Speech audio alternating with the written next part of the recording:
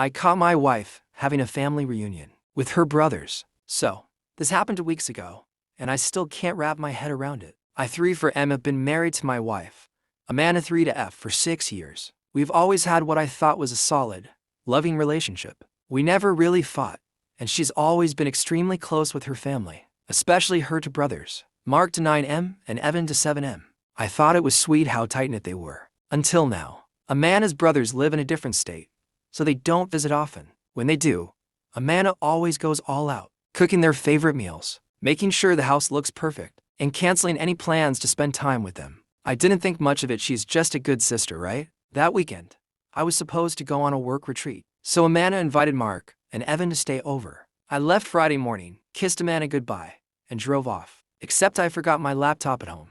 I came back about an hour later and found the front door unlocked, which was weird because Amanda always locks it. I walked in and immediately heard something coming from upstairs, like laughing and muffled voices. Thinking they were just playing video games or watching something, I went up quietly to surprise them. I stopped dead in my tracks when I heard Amanda moan. I froze, trying to rationalize what I was hearing. Maybe she stubbed her toe or something, but then I heard her say, "God, I miss this. I miss both of you." At this point, I'm in full panic mode. My heart's racing, and I'm trying to convince myself it's some horrible misunderstanding. I slowly push the door open to our bedroom, and there they are. My wife and asterisk, both her brothers asterisk, completely naked and doing things I never want to describe again. I must have made some kind of noise because Amanda whipped her head around and screamed when she saw me. Mark and Evan jumped off the bed, scrambling for their clothes. But Amanda just sat there, completely unfazed. Like asterisk I asterisk was the one in the wrong. "You weren't supposed to be home," she snapped, like I had just barged in on a private meeting or something. I couldn't even speak. I just stood there, staring at the most disgusting scene I've ever witnessed in my life. Mark tried to apologize, mumbling something about family traditions, and how it's not what it looks like. Not what it looks like. Are you kidding me? Amanda had the audacity to get mad at asterisk me asterisk for ruining their special weekend. She kept saying it was a private thing between her and her brothers that had nothing to do with our marriage. Nothing to do with our marriage. I left the house and stayed at a hotel for a few days. Amanda has been blowing up my phone, insisting that this is normal, that I'm overreacting. She said it's been happening since they were teenagers and that it's just how they stay close as a family. I've already contacted a divorce lawyer. I haven't spoken to Amanda or her brother since, but her parents reached out to asterisk defend her asterisk. Apparently, they knew about this family tradition and think I'm being unreasonable for wanting to leave over something so insignificant. I feel like I'm losing my mind. How do people even think this is okay? TL doctor, I caught my wife in a threesome with her two brothers, and apparently her whole family thinks it's normal. I'm filing for divorce. The family tradition is darker than I thought.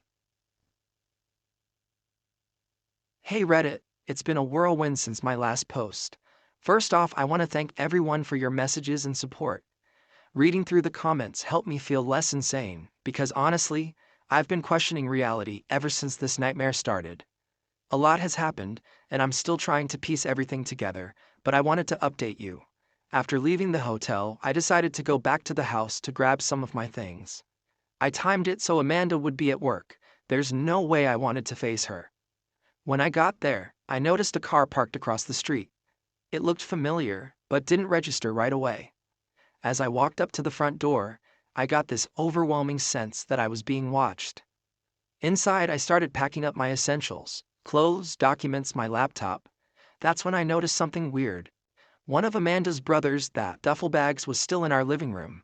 I don't know why, but curiosity got the best of me and I opened it. Inside, I found a camera. Not just any camera, it was a hidden camera, one of those tiny ones you could place anywhere.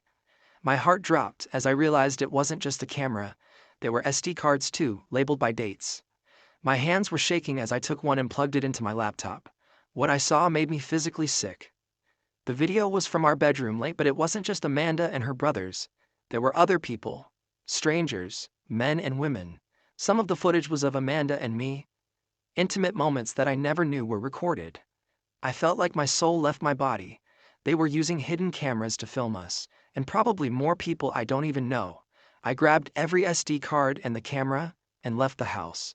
As I was driving away, I realized why the car outside looked familiar. It was Amanda's parents' car. Were they spying on me? watching to see if I discover their sick little secret. I went straight to the police.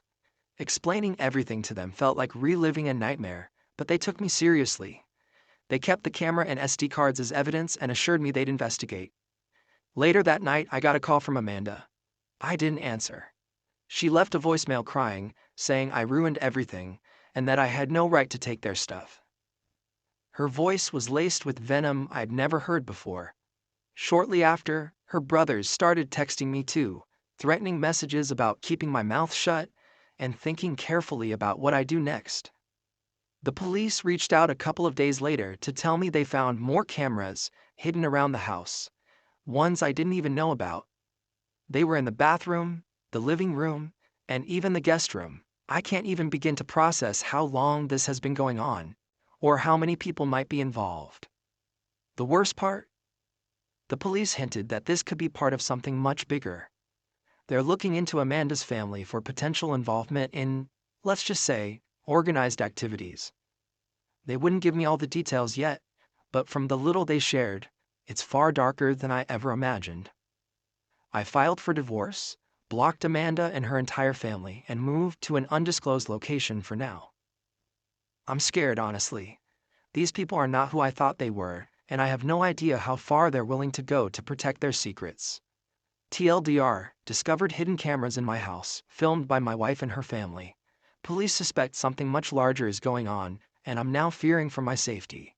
The family secret is bigger than I could have imagined. Hey Reddit. I didn't think I'd be back, but things have escalated in ways I never thought possible. If my life felt like a nightmare before, now it's a full-on horror movie. I'll try to break it down as best I can, because even I'm struggling to process what's happened. After my last update, I went completely off the grid. I quit my job, changed my phone number, and moved out of state. The police had enough evidence from the hidden cameras to launch an official investigation into Amanda's family, but they warned me that things might get worse before they get better. I thought they were being overly cautious. I was wrong. About a week ago, I got a call from a blocked number. Against my better judgment, I answered. It was Amanda's father. His voice was calm, almost chillingly so, as he said, "You're in way over your head, son. You should have left things alone." Then he hung up. The next day, I noticed a black SUV parked near my new apartment.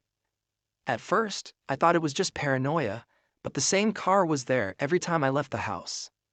I finally snapped a picture and sent it to the police. They confirmed that the plates were fake, but told me they didn't have enough to take action yet. That night, I woke up to the sound of glass shattering. Someone had thrown a brick through my bedroom window with a note attached. It read, "Drop it or else." At this point, I was done playing defense. I drove straight to the police station and told them everything. That's when they finally told me what they had uncovered so far. Amanda's family wasn't just involved in some bizarre traditions or filming people without their knowledge. They were part of an underground network, a cult-like organization that specialized in blackmail, exploitation, and recruitment through coercion. The hidden cameras? They were just the tip of the iceberg. Amanda and her brothers were key players in luring people in, using manipulation, secrets, and their own twisted behavior to entrap others. They targeted vulnerable people, couples, and even families, creating leverage through shame and fear. And the kicker? Some of their victims were people I knew. My coworkers, my neighbors, even a close friend who had stayed at our house once. The police started working with me directly, giving me a burner phone and temporary relocation assistance. I thought things were finally under control, until last night. I was staying at a motel under a fake name when I woke up to someone pounding on the door. It was 3 a.m., and my heart sank when I heard Amanda's voice. "Please, I just want to talk," she cried. I stayed silent, hoping she'd leave. But then I heard it, the sound of someone trying to pick the lock. I called the police immediately, whispering into the phone while I barricaded the door with a chair. The pounding got louder, and then I heard another voice, her brother's. "You can't hide forever. We just want what's ours." The police arrived in record time, but Amanda and her brothers were already gone. They left behind a single item shoved under the door, a flash drive. When I handed it over to the authorities, they discovered It was filled with even more incriminating evidence. Proof that Amanda's family was deeply connected to other criminal organizations. It was like they wanted to taunt me, to show me just how far their influence reached. The investigation is ongoing, but the police believe the flash drive was a scare tactic, a way to make me back off, while simultaneously reminding me how dangerous they are. I'm writing this from a secure location, surrounded by people who are doing everything they can to keep me safe. I don't know what's going to happen next, but I do know one thing. I'll never trust anyone so blindly again.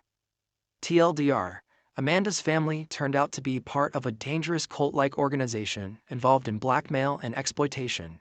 After being threatened and nearly attacked, I'm now in protective custody while the investigation continues.